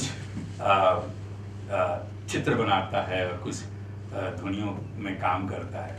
तो वो थोड़ा एक अलग तरह का एक नायक के जैसा मैं बच्चों को भी थोड़ा मोटिवेट करना चाहता हूँ कहानी के जरिए। तो उस तरह की वो एक कहानी होगी। कोसी बिहार में एक बहुत फेमस इलाका है जहाँ हमेशा बाढ़ आता है, और 2008 में भयावह बाढ़ जो आया था, आई थी वो कोसी में ही। तो वहाँ की कहानी होगी कि वो पूरा वो उस पर मेरा काम चल रहा है। और दूसरा जो मैंने अभी बात कही आपसे कि मैं निस्वार्थ हो गया था, तो उस पर एक्सपीरियंस, तो उसको लेकर मैं अभी थोड़ा गड़बड़ स्थिति में हूँ कि उसको औपन्यासिक दृष्टि से लेके आऊँ या सीधा बताऊँ कि ऐसा हुआ मेरे साथ। तो उस पर अभी असमंजस है। तो ये 2 प्रोजेक्ट अभी मेरे सामने जी। एक ऑब्जर्वेशन है, ध्वनि का आप बहुत इस्तेमाल करते हैं। इस बुक में भी बहुत से नए वर्ड्स ध्वनि के रूप में दिख रहे हैं, और बाकी में भी आप ध्वनि की बात करते हैं। तो ध्वनि का आपके लाइफ में क्या स्पेशल कोई इंटरेस्ट है? नहीं, स्पेशल इंटरेस्ट की बात यहाँ नहीं है। ध्वनि चाहे जैसी भी ध्वनियाँ हों, और आप एक साथ में जोड़ रही हूँ कि आप प्रार्थना के बारे में बहुत बोलते हैं, तो ध्वनि और प्रार्थना, इन दोनों को क्या आपने किसी तरीके से जोड़ा हुआ है? देखिए, प्रार्थना तो हर व्यक्ति करता ही है। कोई ऐसा व्यक्ति नहीं होगा जो प्रार्थना नहीं करता होगा। प्रार्थना इन द सेंस, मैं मंदिर जाने की या मस्जिद जाने की बात नहीं कर रहा। घर बैठे भी वो अपने लिए अच्छे की कामना, तो जो अच्छे की कामना होती है वो प्रार्थना रूप में ही होती है कि ऐसा हो, ऐसा उसका जो मुंह से उसके शब्द निकलते हैं। और आप सब भी अपने जीवन में ये काम कर सकते हैं कि मुंह से ऐसे ही शब्द निकालें जो आप अपने जीवन में चाहते हैं। और एक चीज जो मैं अपने जीवन में करता हूँ, शब्द ध्वनि की जो बात आपने कही, वो बहुत ही खतरनाक भी है। जैसे आग खतरनाक भी है और बहुत ही मोहक भी है कि आप उसी को पका कर खाना खाते हैं और आपकी 16 गुना एनर्जी बच पाई पका के खाना खाने की वजह से। तो ये जिस तरह से आग है, आपका सहयोगी भी और खतरनाक भी, वैसे ध्वनि भी है। आप अपने मुंह से जो भी शब्द निकालते हैं, ये वैज्ञानिक दृष्टि से भी मैं बोल रहा हूँ और आध्यात्मिक दृष्टि से भी बोल रहा हूँ, आपके मुंह से जो भी शब्द निकलेंगे वो किसी और के लिए नहीं होंगे, क्योंकि आपका एयर उससे प्रभावित होगा, क्योंकि उस शब्द के सबसे करीब आप होंगे। तो आप कभी भी ऐसे शब्दों का इस्तेमाल अपने मुंह से नहीं करें जिसका किसी दूसरे के लिए भी, जिसका कि कोई नकारात्मक प्रभाव हो, क्योंकि वो दूसरों को प्रभावित नहीं करेगा, वो पहले आपको प्रभावित करेगा। तो इसलिए शब्द जो है वो ब्रह्म इसीलिए कहा गया, और इसीलिए कहा गया कि शब्द जो है, वैसे ही सब अक्सर सुनते भी होंगे, खासतौर पर प्रेग्नेंट लेडी जब होती हैं तो अच्छी तस्वीरें टांगी जाती है, कुछ अच्छी बोली जाती, कुछ उसको सुनाया जाता है, अच्छी कहानियां सुनाए, ये सब से वही है ध्वनियाँ। तो ध्वनियों के माध्यम से हम उसे प्रभावित करें और उसको सुंदर बनाएं, उसको अच्छा बनाएं। और आपके पास जो गुस्सा है, अक्सर लोगों के पास गुस्सा बहुत होता है। मैं अपनी जिंदगी में, मुझसे आप जितनी मोहब्बत मांग लें, जितना स्नेह मांग ले, जितनी मुस्कुराहट ले ले, मैं देने को तैयार हूँ। लेकिन अपना गुस्सा आप 2, 4, 10 करोड़ भी देंगे तो मैं नहीं दूंगा। क्या बात है। वही आपकी ताकत है, वो गुस्सा एनर्जी है, और उस एनर्जी को यूं ही जाया न जाने दें। जी धन्यवाद। बहुत कुछ पूछने को है मगर समय के लिए नहीं, पर क्वेश्चन आंसर जी। ऑडियंस में से अगर कोई क्वेश्चन सवाल है मेरा, जी ऐसे ही बोल देता हूँ, सुन लेंगे रहते जी। सर, ग्लोबल वार्मिंग पे अपने फ्यूचर को देख लिया कि बांग्लादेश से लोग आ रहे हैं, बांग्लादेश डूब रहा है। 1947 में ऐसा ही डूबा था सर बांग्लादेश भी, और लाहौर में भी आपकी कविता का बड़ा मैंने सुना कि आपके लेखन को पढ़ा गया था। तो आप एक मोटिवेशनल है सर, कोई ऐसा मोटिवेशनल आप बुक लिख सकते हैं कि इन लोगों को संदेश मिलेगी। तो भगवान राम से कृष्ण में कुछ ट्रांसफॉर्म हुआ, सनातन ट्रांसफॉर्म होते रहता है सर, बदलते रहता है। नहीं, ये भी तो एक बहुत मास माइग्रेशन थे सर, लोग मर रहे थे। देखिए, थोड़ा सा अगर उस पर कुछ लिखे आप तो। दरअसल जब आप इसमें नहीं, इसमें क्षमा की बात नहीं है। जब आप पीछे जाएंगे इस किताब के माध्यम से, तब आपको ये समझ में आएगा कि दरअसल हम सब होमो सेपियंस हैं, उसके सिवा और कुछ नहीं है। और ये जो बनते हैं लोग, कोई भी ईश्वर जैसा जो हमारे सामने, जिनको हम भगवान मानते हैं, इनकी तो आप देखेंगे तो 12,000 साल जो आइस एज खत्म हुआ, हिमयुग, उसके बाद सतयुग, द्वापर, त्रेता, कलयुग, ये सब चारों का भी जब आप अध्ययन करेंगे तो वो सब आपको उसमें हिमयुग कहीं दिखाई नहीं पड़ेगा, और एक बनी बनाई संस्कृति वहाँ दिखती है। जब सतयुग शुरू होता है, सत्य बोलना चाहिए और ये सब, तो ये अनेक बार हुआ है और अनेक बार खत्म हुआ है। ये हमेशा की प्रक्रिया है। ये आप उसको तात्कालिकता में देखेंगे तो शायद दुख होगा। ये बदलता रहता है, हमारा आकार भी बदलता है। हम हमेशा इसी रूप में नहीं रहे हैं इस धरती पर। ऊर्जा रही है, हम ऊर्जा हैं, पंचतत्व हैं, तो हम हमेशा रहे हैं अलग अलग रूप में। इसलिए आप अभी तात्कालिकता में अगर देखेंगे तो शायद तकलीफ होगी, लेकिन जो साहित्यकार होता है, जो लेखक होता है, वो तात्कालिकता में कुछ भी नहीं देखता। वो हमेशा, तुलसीदास तात्कालिकता में कुछ नहीं, आज 400 साल पुरानी, 300 साल पुरानी रचनाओं को हम आज पढ़ रहे हैं, और आज की रचनाएं पढ़ी जाएंगी कि नहीं कल, इस पर भी संदेह है। तो दरअसल तुलसीदास ने तात्कालिकता के लिए काम नहीं किया। तो ये निरंतर की प्रक्रिया है। ये 8,000 साल, अभी जो ये कहानी 32,000 साल जो खो गया, दुनिया में ऐसे कई नगर बसे होंगे और कई ऐसी संस्कृतियां आई होंगी जो आज दब गई हैं और वैज्ञानिक उसको ढूंढ रहे हैं। और उस समय जो ईश्वर हुए होंगे, उस समय जो देवता हुए होंगे, वो कुछ और नाम से होंगे। तो आप इस तात्कालिकता में अगर फंसेंगे, मूल क्या है जो आपके भी ईश्वर समझाते हैं, ध्यान में जाना और पीनियल ग्लैंड को जागृत करना। जिस दिन उसको जागृत कर लिया आपने, ज्योत के भीतर नीला देखा, नीला भीतर श्वेत, श्वेत बिंदु में खुद को पाया, या परमेश्वर है। क्या बात है, बहुत यहाँ की ध्वनियां जो हैं वो कैद की गई, और उन्हीं ध्वनियों को डिकोड किया हमारे वैज्ञानिकों ने, और तब पता चला कि ये महा और ये युग जो हमारे नायक हैं, महायुग त्रयी है ये, तो महा और युग दोनों नायक हैं हमारे। महा स्त्री नायक है और युग जो है वो पुरुष नायक है, और उन्हीं दोनों की कहानी, तो जो बात कर रहे हैं उसी से पूरी कहानी निकलती है। 0 पॉइंट फील्ड में जो ध्वनियां कैद है। क्या बात। तो इस तरह से हमने ये पूरा फिजिक्स के माध्यम से इस पूरे बना। तो इसके लिए मुझे उस तरह का रिसर्च करना पड़ता है कि फिजिक्स भी पढ़ रहे हैं, अब पीनियल ग्लैंड के लिए पूरा केमिस्ट्री और बायोलॉजी वो सब कुछ में जा रहे हैं। तो ये मेरा मतलब वैज्ञानिक रिसर्च, भारतीय लेखकों में मुझे अभी हालांकि डर है इस बात का, डर मतलब मैं इस बात की चिंता नहीं कर रहा कि जो परंपरागत लेखन है अभी भी माना उसी को जा रहा है, और निश्चित तौर पे जो एक मान्य चीजें होती हैं उससे इतर जाना, अलग जाना स्वीकार जल्दी नहीं होता। मैं इस बात से निफिक्र हूं, स्वीकार हो या न हो, प्रयोग करता रहूंगा, क्योंकि मैं 16 गुणों के साथ जीवन जीना चाहता हूं।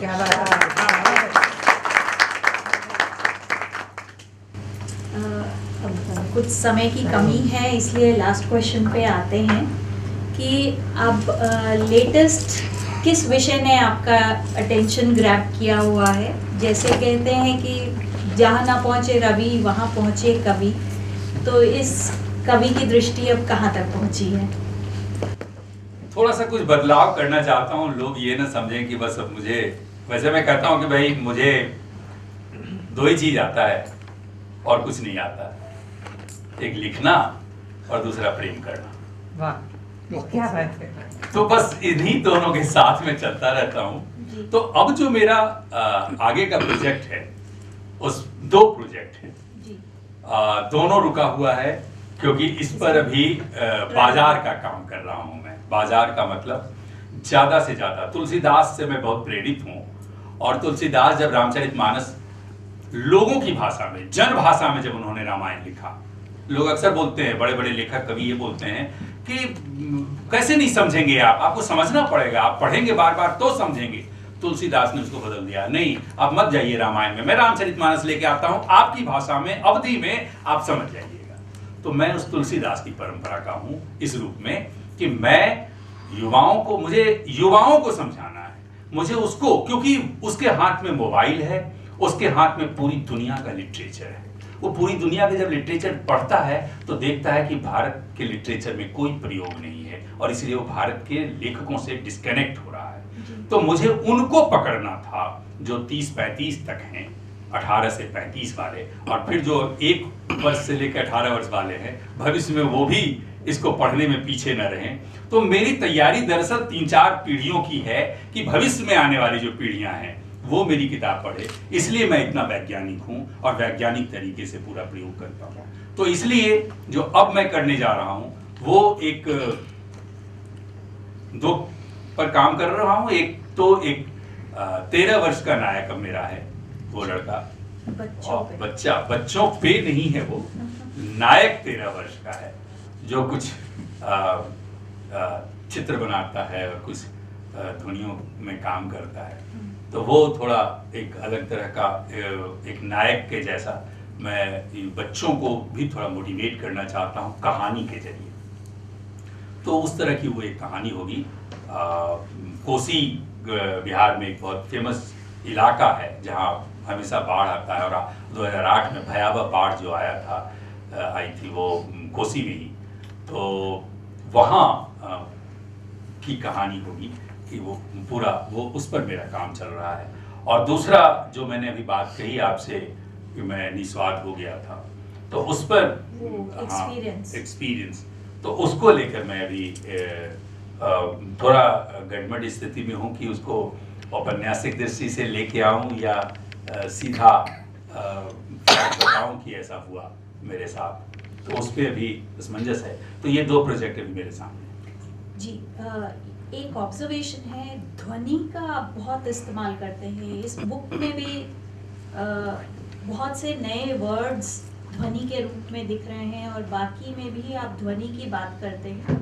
तो ध्वनि का आपके लाइफ में क्या स्पेशल कोई इंटरेस्ट है?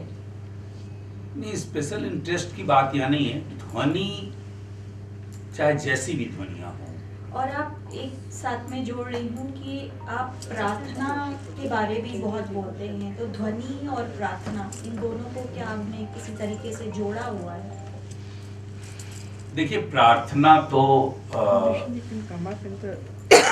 हर व्यक्ति करता ही है, कोई ऐसा व्यक्ति नहीं होगा जो प्रार्थना नहीं करता होगा। प्रार्थना इन द सेंस, मैं मंदिर जाने की या मस्जिद जाने की बात नहीं कर रहा, घर बैठे भी वो अपने लिए अच्छे की कामना, तो जो अच्छे की कामना होती है वो प्रार्थना रूप में ही होती है कि ऐसा हो, ऐसा उसका जो मुंह से उसके शब्द निकलते हैं। और आप सब भी अपने जीवन में ये काम कर सकते हैं कि मुंह से ऐसे ही शब्द निकालें जो आप अपने जीवन में चाहते हैं। और एक चीज जो मैं अपने जीवन में करता हूँ, शब्द ध्वनि की जो बात आपने कही, वो बहुत ही खतरनाक भी है। जैसे आग खतरनाक भी है और बहुत ही मोहक भी है कि आप उसी को पका कर खाना खाते हैं और आपकी 16 गुना एनर्जी बच पाई पका के खाना खाने की वजह से। तो ये जिस तरह से आग है आपका सहयोगी भी और खतरनाक भी, वैसे ध्वनि भी है। आप अपने मुंह से जो भी शब्द निकालते हैं, ये वैज्ञानिक दृष्टि से भी मैं बोल रहा हूं और आध्यात्मिक दृष्टि से भी बोल रहा हूं, आपके मुंह से जो भी शब्द निकलेंगे वो किसी और के लिए नहीं होंगे, क्योंकि आपका एयर उससे प्रभावित होगा, क्योंकि उस शब्द के सबसे करीब आप होंगे।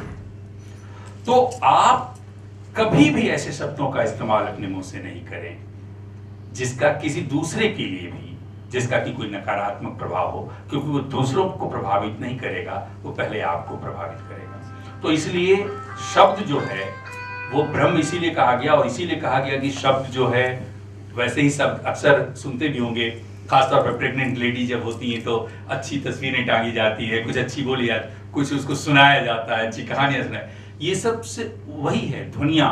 तो ध्वनियों के माध्यम से हम उसे प्रभावित करें और उसको सुंदर बनाएं, उसको अच्छा बनाएं। और आपके पास जो गुस्सा है, अक्सर लोगों के पास गुस्सा बहुत होता है।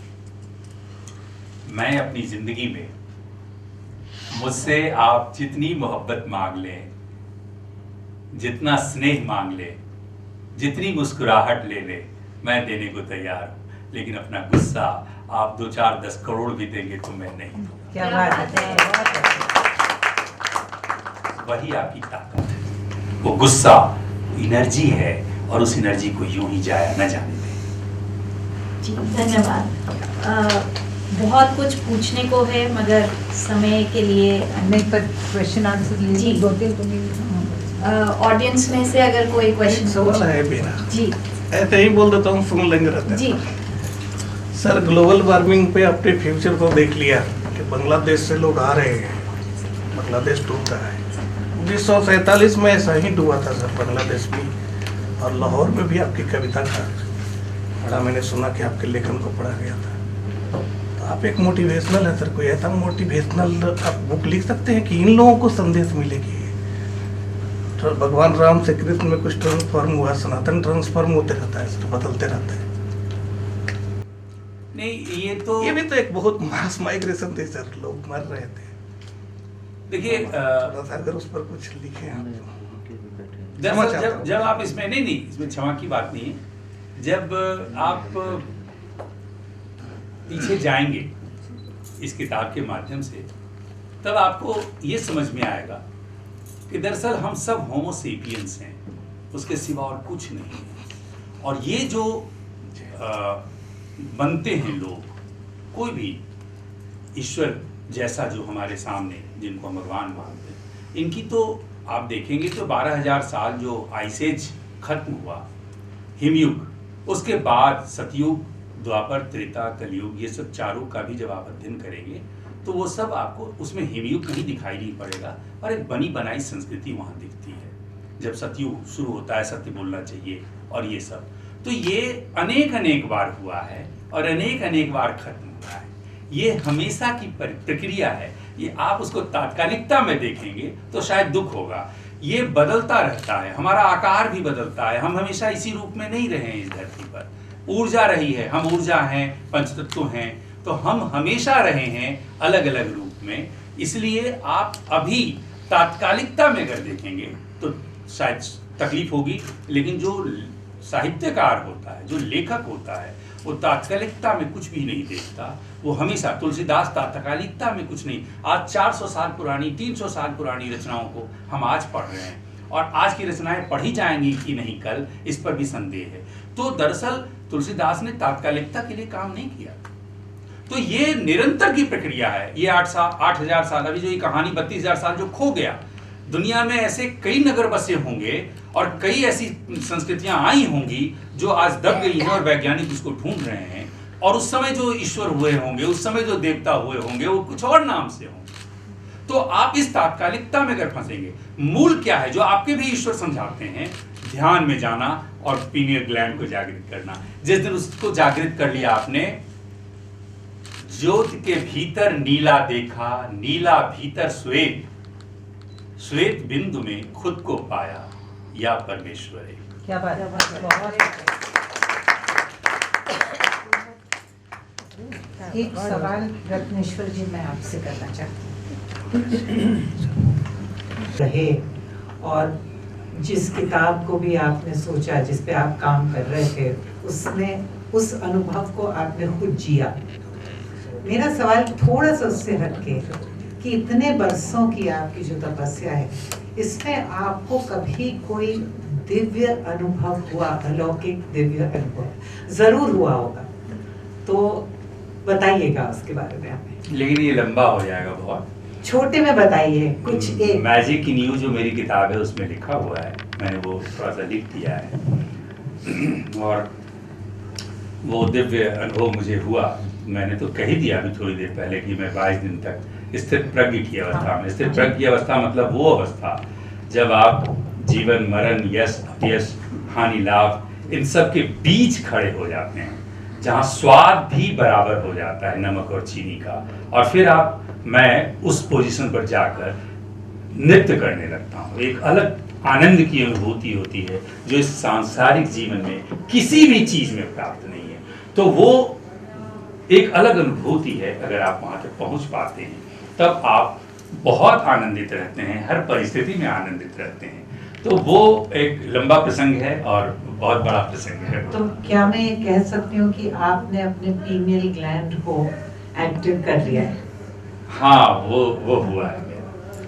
बहुत अच्छी, बहुत अच्छी। इसके मेरे ख्याल से आपको अब स्पिरिचुअलिटी को लेके सेंट्रल थीम बना के और एक उपन्यास लिखना चाहिए। मैंने तो कहा कि दूसरा लास्ट क्वेश्चन से बस लास्ट लेके फिर डिवाइड।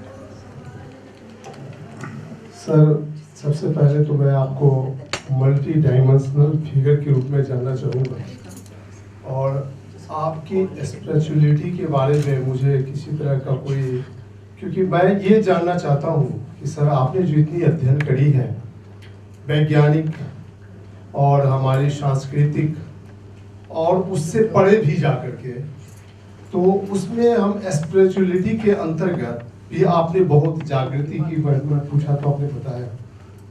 तो सबसे बड़ी बात है कि हमारी जो आपने चारों वेदों की भी अध्ययन करी है, तो हम अपने आप को, ये हमारी जो कल्चरल हेरिटेज है, हम विश्व की जो सभी चीज़ों को आपने जानने की कोशिश करी और बहुत कुछ जाना भी है आपने, तो हम अपने आप को कहाँ पाते हैं सर?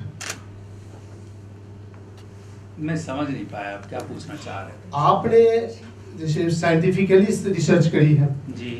हमारी आध्यात्मिक, हमारा जो देश का जो कल्चर हेरिटेज रहा वो कम्प्लीटली जो जिसको आपने कहा जो तोड़ना भी चाहिए समय के साथ, वो रहा है। तो उन दोनों के बीच में हम कहाँ है सर? माने हमारी जो कल्चरल हेरिटेज है, हम तुलना करते हैं दोनों के बीच में कि आपके मैं समझ गया। मैं तो अभी वही कह रहा था कि तात्कालिकता में मत देखिए किसी चीज को। आप कई बार कई ऐसे सवाल आपके सामने होंगे कि ऐसा क्यों हुआ। वो इसलिए आप नहीं समझ पाते क्योंकि आप खुद स्वयं में उतना जागृत नहीं है। इसलिए आपके सामने जब कोई समस्या आती है, हम यहाँ तक कहते हैं कि खासतौर पे भारतीय संस्कृति जब हम देखते हैं, भारतीय संस्कृति में जो कुछ प्रमुख किताबें हैं जिसके बारे में चाहे जिस भी क्षेत्र के लोग हों, चाहे वो किसी भी विचार के लोग हों, वो मानते हैं कि ये सारे ग्रंथ जो हैं भारत की परंपरा के महान ग्रंथ हैं। उसमें चाहे वेद हों या महाभारत, रामचरितमानस तो हैं। तो मैं वही देखता हूं कि भारत के लोग महाभारत और रामचरितमानस पढ़ने से कतराते हैं, नहीं पढ़ते हैं। आप महाभारत अगर पढ़ लें तो आपके जीवन की आज की समस्या, आज की क्वेश्चन आंसर है। 12वें अध्याय के बाद 18वें अध्याय तक आप जाएं, हर समस्या का उसमें समाधान लिखा हुआ है, पूरा आंसर लिखा हुआ है। इसका मतलब है कि जीवन के दर्शन में हमारा जो आध्यात्मिक दर्शन है वो बहुत करीब है सर। नहीं कर पाते, हम उतना समय हमारे पास नहीं है, रोजी रोटी में हम लगे रहते हैं, बहुत सारा जीवन संघर्ष होता है, उसमें हम उस ओर नहीं जा पाते हैं, इसलिए वो आप नहीं पहुंच पाए वहां तक। आपके योगियों ने, योगी जो लेखक सब रहे वो सब हम लोग भी उसी परंपरा में हैं, उन योगियों ने बहुत सारी चीजें आपके लिए दे रखी हैं। आप जब जाएंगे वहां तब आपको उसका रहस्य पता चलेगा, और इसीलिए मैं फिजिक्स से उसको जोड़कर दिखा रहा हूं कि आज जो फिजिक्स, जो आधुनिक विज्ञान है, वो उसको कैसे स्वीकार कर रहा है, जो मैंने अभी 0 पॉइंट फील्ड की बात कही या ध्वनियों के। यही सबसे बड़ी चीज है कि भारत एक ब्राह्मण चैप्टर है, बिहार में पढ़ाया जाता है हिंदी में। मंगल में विभु अनेक अमंगलों में ना जाने कौन कौन से कल्याण छिपाए रहते हैं कल्याणी। अभी जो खराब लग रहा है भविष्य तुम्हारे लिए अच्छा होगा, जाओ देश छोड़ के जाओ। भारत का एक ब्राह्मण चैप्टर जी सारे प्रश्नों का जवाब वही जी। चर्चा तो हम रत्नेश्वर जी को यहाँ बैठा के और महीनों तक कर सकते हैं।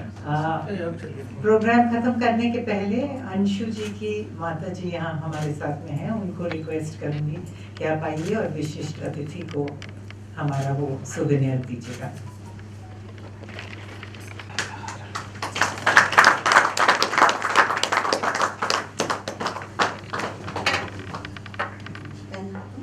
जी मैम थोड़ा आगे।